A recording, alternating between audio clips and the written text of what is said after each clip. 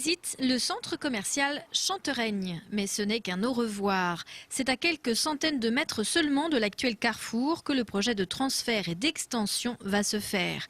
L'entrée de ville, l'entrée de l'agglomération seront ainsi plus avenantes. Surtout, le projet devra dynamiser et valoriser considérablement la commune chapelaine. Il s'agit d'un élément d'attractivité très fort pour les communes évidemment de la Chapelle, mais aussi d'Hainaut, mais aussi de Sainte-Savine. Et je crois que c'est bénéfique pour l'ensemble de l'agglomération. Des immeubles et l'actuel centre commercial Chantereigne seront détruits dès l'ouverture au public du nouveau carrefour. Et en lieu et place, 500 logements sociaux et privés seront construits. En matière d'emploi, les acteurs estiment que le projet générera la création de 170 à 220 emplois directs. Et il est prévu, au moment où je vous parle, qu'il en compte 400, puisque la zone commerciale va être plus étendue que ce qu'elle n'était jusqu'à présent. On va avoir un retail park de 13 000 m² qui va s'ajouter à une augmentation du centre commercial lui-même.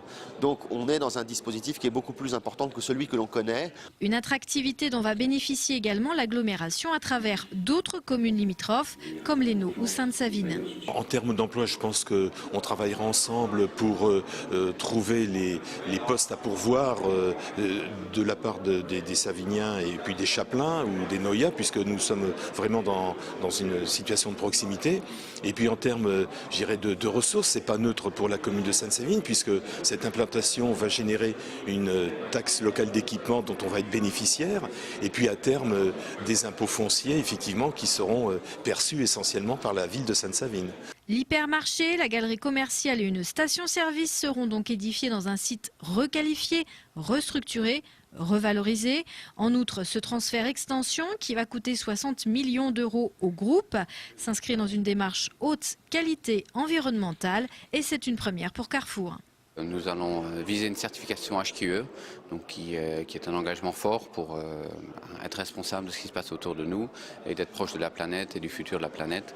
Et donc par des petits moyens et des grands moyens, nous nous efforcerons de créer un centre commercial vert qui s'insère non seulement dans la zone urbaine, mais aussi dans la zone de population et dans l'environnement physique qui est notre bonne vieille terre.